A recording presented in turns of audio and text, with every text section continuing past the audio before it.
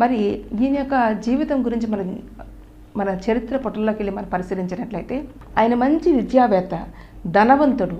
ఇతడు ఎంతటి విద్యావేత్త అంటే సన్ హెడ్ ఇన్ సభ అంటే ఫర్ ఎగ్జాంపుల్ మనకు పార్లమెంట్ ఎలా ఉంటుందో అటువంటి సభలో ఈయన వన్ ఆఫ్ ది మెంబర్, అంటే అంతటి మహాజ్ఞాని అనమాట.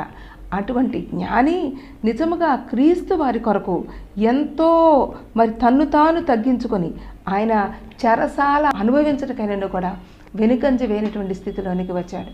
అందుకే మరి అపోస్తలుడైన పౌలు గారు చెప్తున్నారు, నేను క్రీస్తుని పోలి నడుచుకున్న ప్రకారం మీరు నన్ను పోలి నడుచుకోండి. నిజంగా ఆ మాట చెప్పటం అనేది అది సామాన్యమైన విషయం కాదు. ఎందుకంటే అంతటి ఆధిక్యతను ఆయన కలిగి ఉన్నాడు, అంతటి ఆధిక్యతను ఆయన సంపాదించుకున్నాడు. నేనైతే క్రీస్తుని పోలి ఉన్నాను, ఆయనను పోలి నడుచుకుంటున్నాను, మీరు నన్ను పోలి నడుచుకోమని చెప్పి అపోస్తలుడైన పౌలు గారు చెప్పారు.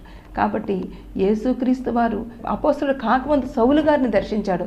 ఆయన పౌలుగా మారి మరి అనేక చోట్ల అనేక పత్రికలు వ్రాసి అనేక చోట్ల క్రీస్తు సువార్తను ప్రకటించుచు మరి డేరాలు కుట్టుకుంటూ మరి ఆయన జీవితంలో అనేకమైన కష్టాలు అనుభవిస్తూ క్రీస్తు కొరకు నన్ను ఏది కూడా నా యొక్క ప్రేమను ఆ క్రీస్తుకి నాకు ఉన్నటువంటి రిలేషన్ను మరి ఏది కూడా నన్ను ఎడబాపు నేరదని చెప్పి దేవుని వాక్యం చెప్పడం జరుగుతుంది.